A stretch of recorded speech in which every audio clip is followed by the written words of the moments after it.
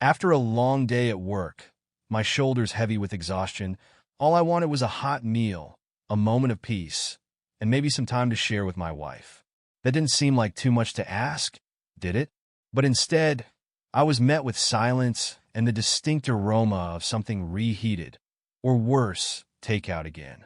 The dining table was cluttered with shopping bags from high-end stores, proudly displaying logos that screamed expense. The irony wasn't lost on me as I set my briefcase down.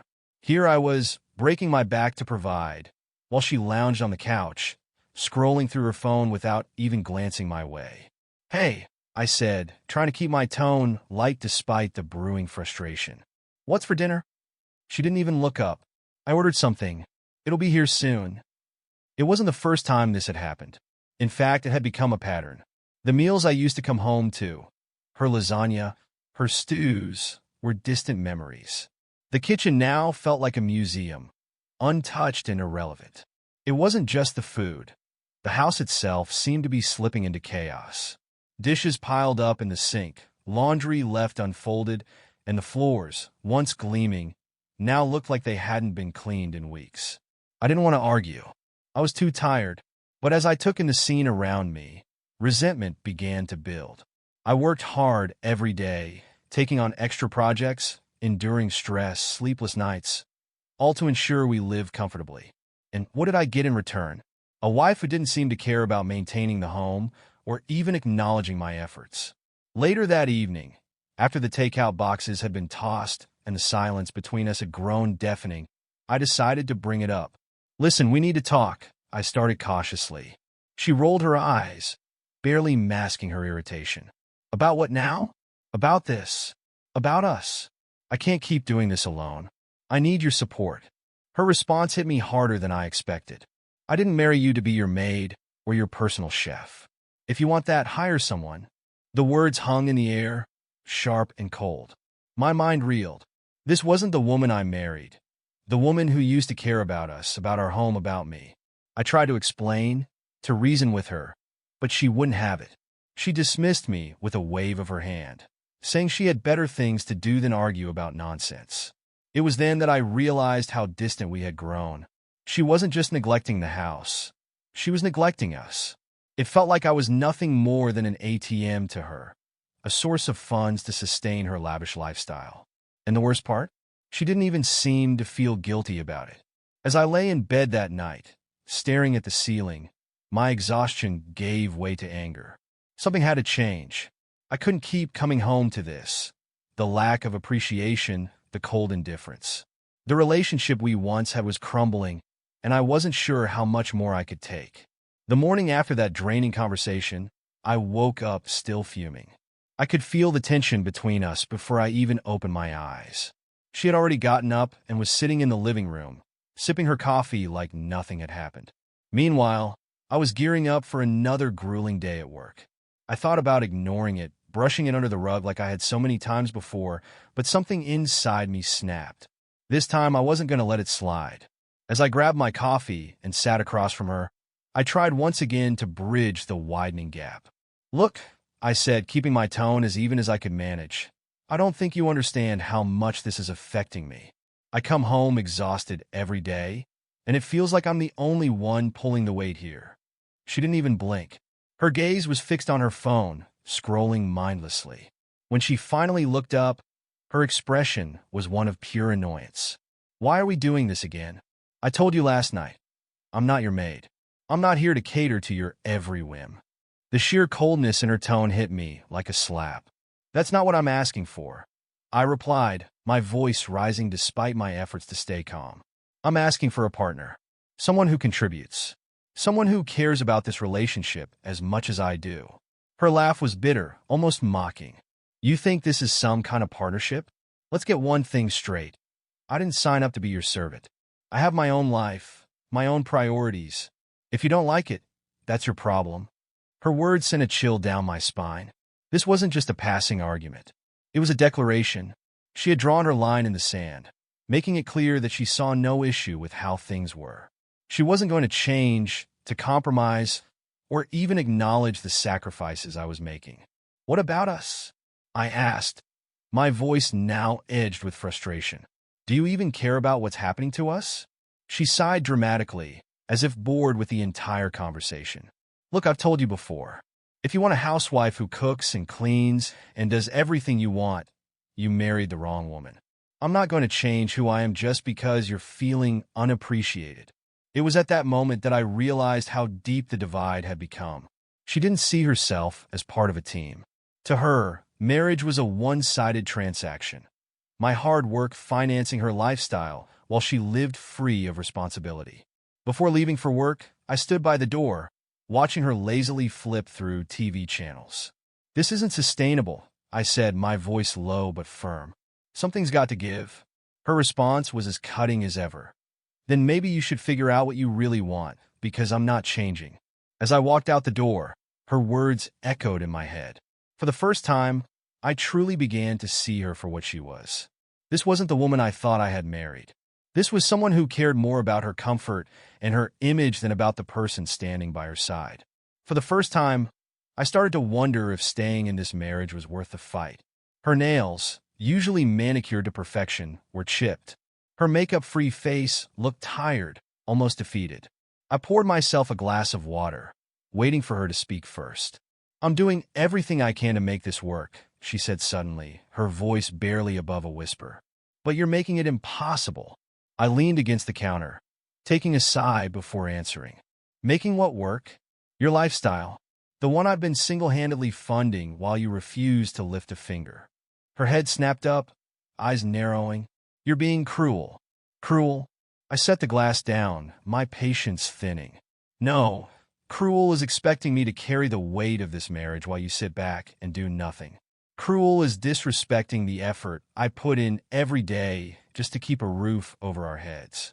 Cruel is pretending you're a victim when all I've asked for is basic partnership. She flinched at my words, but didn't respond. For the first time, I saw something in her expression that looked like genuine doubt. Doubt in her choices, the way she'd been treating me, even in herself. As the days went on, the shift in her demeanor became more apparent. She stopped complaining as much, though the silence between us grew heavier. Once, I even caught her trying to clean the living room, though her efforts were half-hearted at best. But it wasn't the work itself that mattered. It was the hesitation in her movements, as if she didn't know how to make things right. Her friends started noticing too. One of them called while she was out, and when I picked up, the voice on the other end was filled with surprise. Is everything okay with her? She's been so distant lately. I didn't have the heart or patience to explain. She's fine, I said, ending the call quickly. But she wasn't fine, and we both knew it. She was starting to see that the world she had built for herself, a world of comfort and convenience, funded entirely by me, was beginning to crumble. And for the first time in years, she had no one to lean on. One evening, as we sat across from each other at the dinner table, eating a simple meal I'd made, she broke the silence. I've been thinking, she said hesitantly. Maybe I haven't been fair to you. Her words were a small crack in the wall she'd built around herself, but they came too late. I looked at her, waiting for more, but she didn't elaborate. Instead, she picked at her plate, shoulders slumping under the weight of her own admission. I didn't respond. I didn't need to. The silence between us spoke volumes. She was starting to understand the gravity of her actions, or lack thereof, but the damage was already done, and I wasn't sure if I could ever look at her the same way again. After her small admission at dinner, things didn't change as much as I'd hoped. She didn't outright return to her old habits, but the effort she put into trying to make amends felt half-hearted at best. She'd tidy up here and there, make a gesture that seemed more for show than substance, and occasionally offer a comment that hinted at remorse, but it wasn't enough. Not for the years of neglect and entitlement I had endured, and frankly, my patience for her attempts was long gone. One evening, about a week later, she came to me while I was sitting in the living room, reviewing some work emails. Her face was softer than I'd seen in months, almost vulnerable. She hesitated in the doorway, holding the edge of the frame like she needed it to steady herself. For a moment, I thought she might actually have something meaningful to say. "Can we talk?" she asked, her voice quiet, almost trembling. I set my laptop aside and gestured for her to sit. She perched on the edge of the couch, wringing her hands like she was afraid they might betray her. For the first time in what felt like forever, she looked small, unsure of herself. "I've been thinking," she began, her eyes fixed on the carpet, "about everything you said about how I've been treating you. And you're right. I haven't been fair to you." She stayed silent, struggling to find the words. "I guess I just—" She stopped herself, taking a deep breath before continuing. "I got comfortable. Too comfortable. I took you for granted, and I didn't realize how much it was hurting you." She looked up then, her eyes glassy with unshed tears. "I know I've made mistakes. Big ones. But I don't want to lose you. I want to fix this. I'll do better. I promise." Her words hung in the air, heavy with emotion. For the first time in years, she sounded sincere. And maybe a part of me wanted to believe her, to give her another chance to prove herself. But the bigger part of me, the part that had endured her indifference, her entitlement, her blatant disregard for our partnership, couldn't be swayed by words alone. I leaned forward, resting my elbows on my knees as I met her gaze. "I hear what you're saying," I began, choosing my words carefully, "and I appreciate that you're finally acknowledging the damage you've done. But this isn't something you can just fix with an apology or a promise. The trust, the respect, it's gone, and I don't think it's something we can get back." Her face crumpled, and for a moment, I thought she might break down completely. But instead, she straightened her back, her expression shifting from sorrow to desperation. "I can change," she insisted. "I'll do whatever it takes. Please just give me a chance."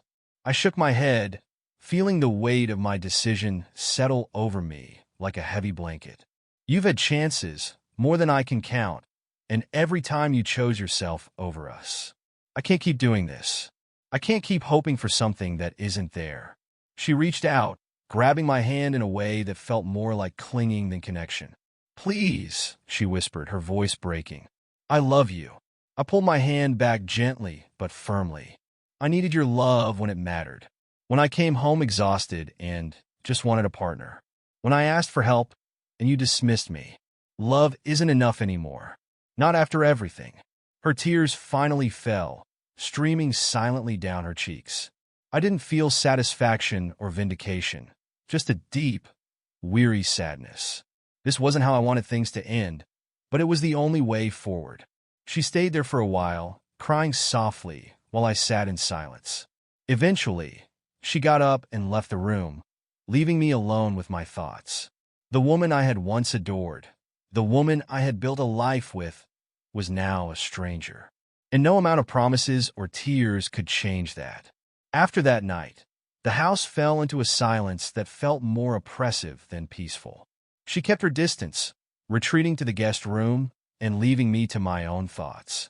There were no more attempts to plead, no more empty promises or declarations of change. It was as if she had finally accepted what I'd been trying to tell her for weeks, that the bridge between us was burned, and there was no rebuilding it. I woke up early on a Saturday morning, the weight of my decision heavy but resolute. It was time to end this chapter of my life.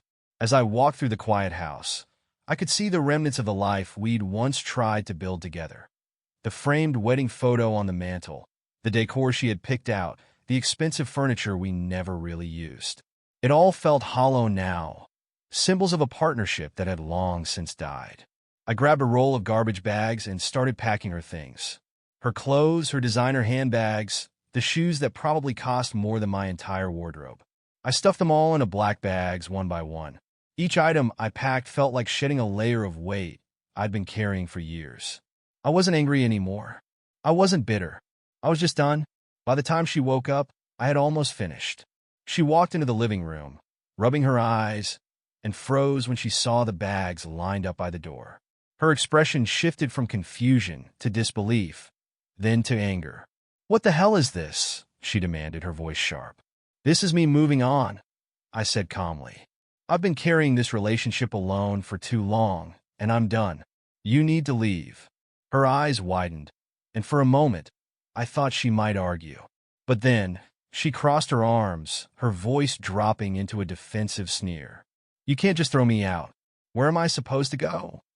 "That's not my concern anymore," I replied.